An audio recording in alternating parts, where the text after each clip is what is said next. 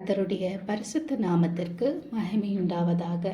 கர்த்தரின் வார்த்தையும் என் வாழ்க்கையும் என்ற ஆடியோ கிளிப்பின் வழியாய் உங்களை சந்திப்பதில் நான் மிக்க மகிழ்ச்சி அடைகிறேன்.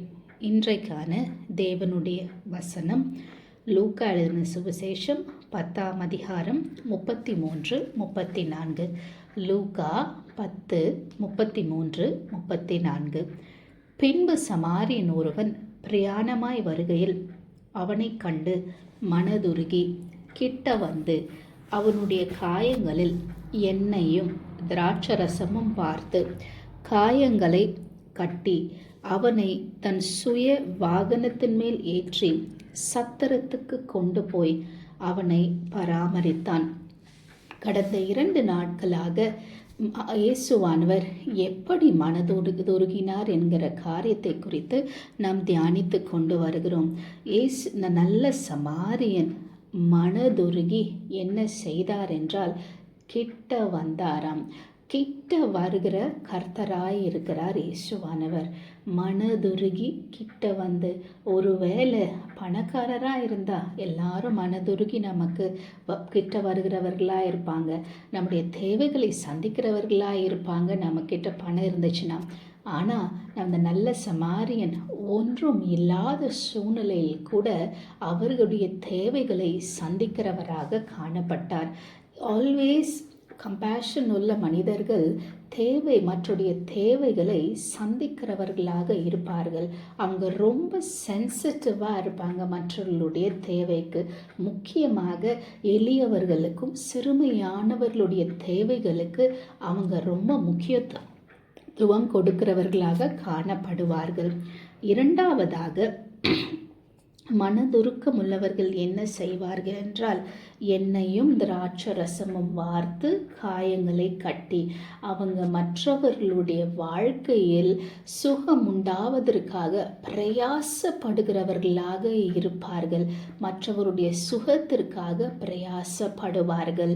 அவர்கள் முக்கியமாக ஆவிக்குரிய ஜீவியத்தில் பார்க்கும் பொழுது ஆவிக்குரிய சரீரம், அந்த ஆத்மாவில் சுகம் உண்டாக அநேகருக்காக செபிக்கிறவர்களாக காணப்படுவார்கள். ஆத்ம பாரத்தினால் பரிசுத்த ஆவியானவர் அவர்களை நிரப்புவார். மற்றவர்களுடைய சுகத்திற்காக, முக்கியமாக அவர்கள் ஆத்மாவில் ஏற்பட்டிருக்கிற நோய்களுக்காக அவர்கள் கண்ணீரோடு செபிக்கிறவர்களாக காணப்படுவார்கள். அவர்கள் மற்றவர்களுடைய வாழ்க்கையில் எப்படியாவது ஆண்டவரை சொல்லிவிட வேண்டும் என்று துடிக்கிறவர்களாக இருப்பார்கள். மற்றவர்களுடைய வாழ்க்கையில் எப்படியாவது சுகத்தை கொண்டு வருகிறவர்களாக, அதற்காக அதிக பிரயாசங்களை எடுக்கிறவர்களாக அவர்கள் காணப்படுவார்கள். இன்றும் அதே மனதுருக்கத்தை குறித்து தான் நாம் தியானிக்க போகிறோம். கிட்ட வந்து 34ஆம் வசனம், கிட்ட வந்து அவனுடைய காயங்களில் எண்ணெயும் திராட்சரசமும் வார்த்து, எண்ணெயும் திராட்சரசமும் வார்த்து. இங்கு 3 காரியங்களை நாம் பார்க்கிறோம். ஒருவர் மனுஷரிடத்தில் சுகம் உண்டாவதற்கு 3 பேருடைய உதவி தேவைப்படுகிறது.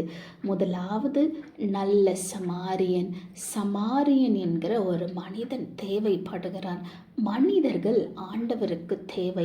இன்றும் நாம் கர்த்தருக்கு தேவை. நாம் கர்த்தருக்கு தேவை. நாம் கர்த்தருடைய பாத்திரங்களாக இருக்கும் பொழுதுதான், கர்த்தருக்காக ஒப்பு கொடுக்கும் பொழுதுதான் மற்றவர்களுடைய வாழ்க்கையில் சுகத்தை நாம் கொண்டு வருகிறவர்களாக மாற்றப்பட முடியும். முதலாவது என்ன தேவை? மனதுருக்கமாக நம்ம கர்த்தருடைய மனதுருக்கத்தை வெளிப்படுத்தினா நாம் கர்த்தருக்கு தேவை. எப்படி சமாரியன் தேவைப்பட்டானோ அதுபோல ஆண்டவருக்கும் நாம் தேவைப்படுகிறோம்.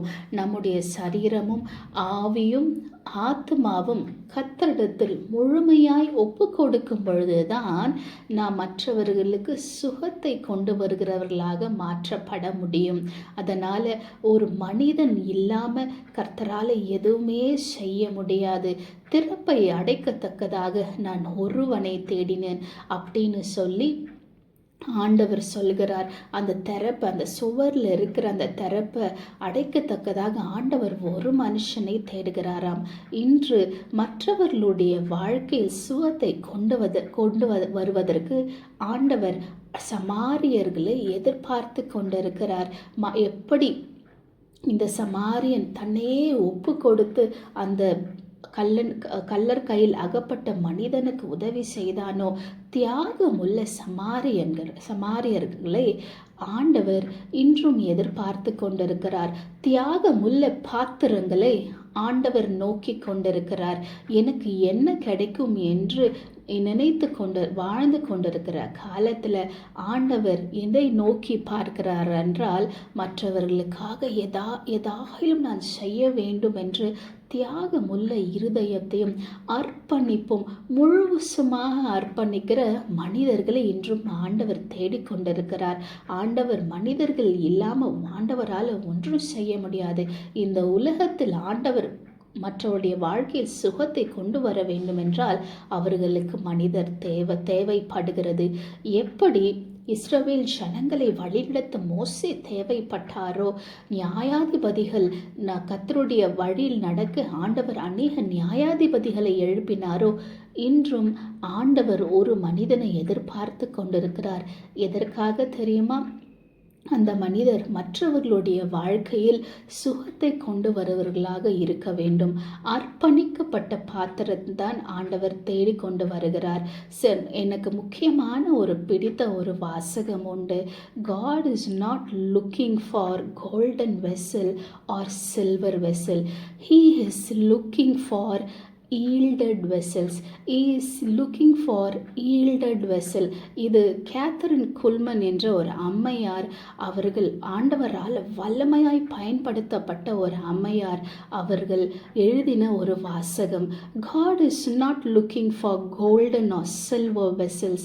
He is looking for yielded vessel.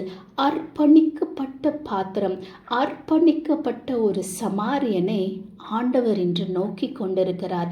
அப்பொழுதுதான் அவர்கள் மூலமாக அநேகருக்கு சுகம் அளிக்கிற காரியத்தை ஆண்டவரால் செய்ய முடியும். So he is not looking for golden or silver vessels.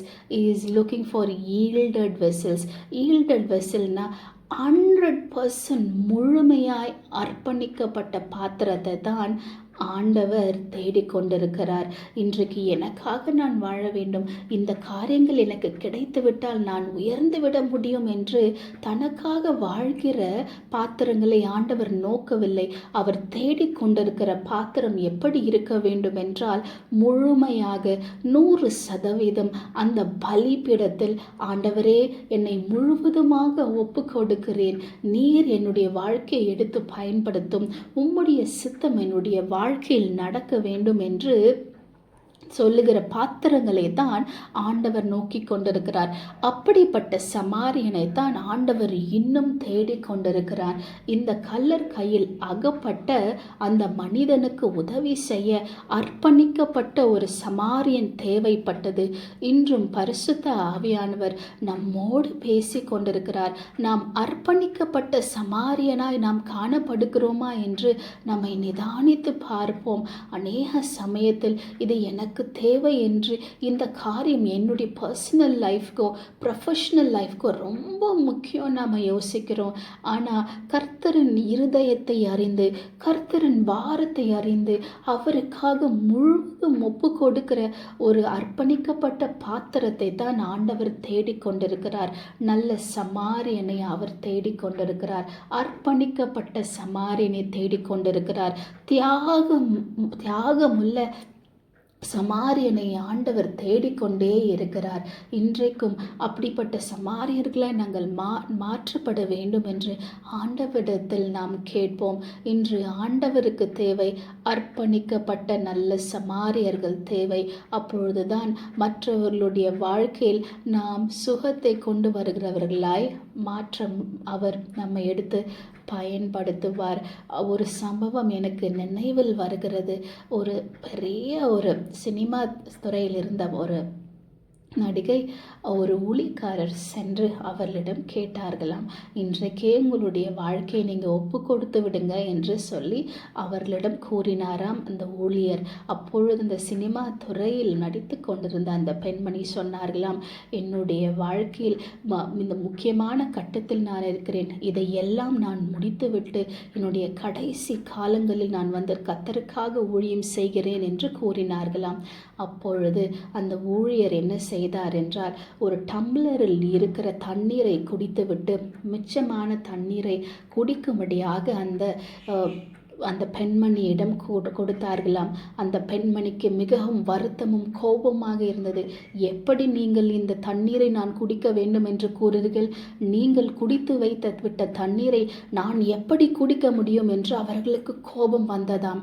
அப்பொழுது அந்த ஊழியர் சொன்னாராம், நீங்கள் இப்படித்தான் ஆண்டவரிடத்தில் கூறிக்கொண்டிருக்கிறீர்கள், நான் என்னுடைய காரியங்களை எல்லாம் செய்து முடித்து விட்ட பிறகு மிச்சமான வாழ்க்கையை நான் கர்த்தருக்காக வாழ்கிறேன் என்று ஆண்டவரிடம் கூறும்பொழுது ஆண்டவருக்கு வருத்தமாக இருக்காதா என்று சொல்லி அவர்கள் அந்த பெண்மணியை பார்த்து கூறினார்களாம், இன்றும் ஆண்டவர் உங்களோடு பேசி கொண்டிருக்கிறார். எப்படிப்பட்ட வாழ்க்கையை நீங்கள் வாழ்ந்து கொண்டிருக்கிறீர்கள்? கர்த்தருக்காக நான் கடைசி காலங்களில் நான் ஓடுகிறேன் என்று சொல்லி மிச்சம் எச்சில் மீதி போன வாழ்க்கையை நாம் கர்த்தருக்கு கொடுக்கிறோம் என்று நாம் தீர்மானித்திருக்கிறோமா? இல்லை, இன்றே நான் கர்த்தருக்காக என்னை அர்ப்பணிக்கிறேன், இன்றே முழுவதுமாய் நான் அர்ப்பணிக்கிறேன், கர்த்தர் அவருடைய காரியத்தை என்னுடைய வாழ்க்கையில் செய்யட்டும், அவருடைய சித்தம் என் வாழ்வில் நிறைவேறட்டும் என்று ஒரு ஈல்டட் வெசலா, ஒரு அர்ப்பணிக்கப்பட்ட பாத்திரமா, ஒரு நல்ல சமாரியனாய், அர்ப்பணிக்கப்பட்ட சமாரியனாய், தியாகமுள்ள ஒரு சமாரியனாய், திறப்பை அடைக்கத்தக்கதாக ஒரு நல்ல சமாரியனாய் நாம் இருக்கிறோமா என்று நம்மை நிதானித்து பார்ப்போம். உங்களை குற்றப்படுத்துவதற்காக நான் இதை பேசவில்லை. பரிசுத்த ஆவியானவர் நம்மோடு பேசி கொண்டிருக்கிறார். கர்த்தர் உங்களோடு பேசி கொண்டிருக்கிறார். அர்ப்பணிக்கப்பட்ட பாத்திரம் கர்த்தருக்கு தேவை. அர்ப்பணிக்கப்பட்ட பாத்திரம் கர்த்தருக்கு தேவை. பழைய வாழ்க்கையில் வாழ்ந்து கொண்டிருக்கிற நாம் கர்த்தருக்கு தேவைப்பட மாட்டோம். அதனால் நாம் அர்ப்பணிக்கும் பொழுது கர்த்தர் அதை புது பாத்திரமாக மாற்றி வணைந்து, எப்படி இந்த சமாரியன் மற்றவர்களுக்கு உபயோகமுள்ள பாத்திரமாக மாற்றப்பட்டது போல நாமும் கர்த்தருக்காக உபயோகமுள்ள பாத்திரங்களாய் மாற 100% அந்த பலிபீடத்தில் நம்மை நாம் அர்ப்பணிப்போம். நாம் ஜெபிப்போமா? அன்பின் ஆண்டவரே, இந்த காலை வேலைக்காம நன்றியோடு நாங்கள் துதிக்கிறோம் ராஜா. ஆண்டவரே அப்பா, நீர் அனுப்பின உம்முடைய ரேமா வார்த்தைக்காய் ஸ்தோத்திரிக்கிறேன் ராஜா. ஆண்டவரே, நீர் சில பேரோடு தெளிவாய் பேசி கொண்டு வருகிறீர், அதற்காய் ஸ்தோத்திரிக்கிறோம் ராஜா. அர்ப்பணிக்கப்பட்ட நல்ல சமாரியனை, அர்ப்பணிக்கப்பட்ட நல்ல சமாரியர்களை நீர் தேடி கொண்டிருக்கிறீர் அப்பா. தியாகமுள்ள நல்ல சமாரியர்களை நீர் தேடி கொண்டிருக்கிறீரப்பா. திறப்பை அடைக்கத்தக்கதாக ஒரு சமாரியனை தேடிக்கொண்டிருக்கிறீர். ஓ தேங்க்யூ லார்ட். நன்றியோடு நாங்கள் துதிக்கிறோம் ராஜா. ஆண்டவரே, அர்ப்பணிக்கப்பட்ட பாத்திரங்களா எங்களை மாற்றுங்க ஆண்டவரே. அப்பா, அம்மை ஸ்தோத்திரிக்கிறோம் ராஜா. அம்மை நன்றியோடு நாங்கள் துதிக்கிறோம். யாரெல்லாம் உண்மையாகவே இந்த தருணத்தில் நான் என்னை அர்ப்பணிக்கிறேன், முழுவதுமாய் என்னை அர்ப்பணிக்கிறேன், அந்த பலிபீடத்தில் என்னை நான் அர்ப்பணிக்கிறேன், எனக்காக வாழ்ந்தது போதும், இனி கர்த்தருக்காக நான் வாழ வேண்டும் என்று அர்ப்பணிக்கிற ஒவ்வொரு பாத்திரங்களையும் உம்முடைய பரிசுத்த ஆவியானவரால் நிரப்பி எடுத்து நீர் பயன்படுத்தும்படியாய் நான் ஜெபிக்கிறேன் ஆண்டவரே. உம்மை ஸ்தோத்திரிக்கிறேன் ராஜா. நன்றியோடு உம்மை நாங்கள் துதிக்கிறோம். இதுவே அனுக்கிரக நாள், இதுவே இரட்சணிய நாள். ஒருவேளை இதுதான் உங்களுக்கு கடைசி தருணமாக கர்த்தர் உங்களுக்கு அழைப்பை கொடுத்து கொண்டிருக்கிறார். அதனால் ஆண்டவரிடத்தில் நம்முடைய வாழ்க்கையை அர்ப்பணிப்போம். ஆண்டவருக்காக தங்களுடைய வாழ்க்கையை அர்ப்பணித்தவர்கள் ஒரு நாளும் கெட்டு போனதில்லப்பா. இந்த வேதத்தில் வாசிக்கும், நீங்கள் அவங்கள ஆசீர்வாதமாக தான் வச்சுருக்கீங்க. அதற்காக ஸ்தோத்திரிக்கிறோம் ராஜா. ஆண்டவரே, உம்மை துதிக்கிறோம் கர்த்தாவே. அப்பா, உம்மை ஸ்தோத்திரிக்கிறோம் அப்பா. ஆண்டவரே, உம்மை துதிக்கிறோம் ராஜா.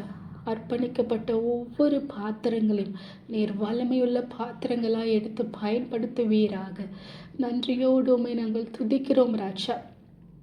அர்ப்பணிக்கப்பட்ட ஒரு கேத்ரின் குல்மன் என்ற அம்மையாரை நீங்கள் வல்லமையாக எடுத்து பயன்படுத்தினீங்க ராஜா. இப்பொழுது யாரெல்லாம் அர்ப்பணிக்கிறார்களோ ஆண்டவரே, நீர் அவர்களை வல்லமையாக எடுத்து பயன்படுத்துவீராக உம்முடைய ஊழியத்திலப்பா. நன்றியோடு உம்மை நாங்கள் துதிக்கிறோம் கர்த்தாவே. உம்மை ஸ்தோத்திரிக்கிறோம் ராஜா.